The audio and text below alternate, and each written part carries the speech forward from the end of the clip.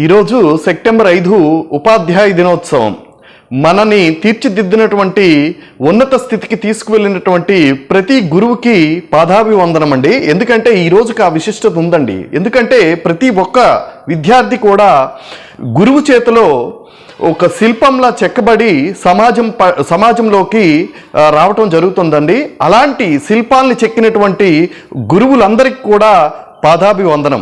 ఎందుకంటే ఒక విద్యార్థి ఒక సక్రమైనటువంటి వ్యక్తిగా తీర్చిదిద్దాలంటే అది కేవలం ఒక గురువుకు మాత్రమే సాధ్యం. అటువంటి గురువుల్ని గౌరవించుకోవాల్సినటువంటి బాధ్యత, సంస్కారం మన పట్ల ఉందనేది నేను తెలియచేసుకుంటున్నానండి.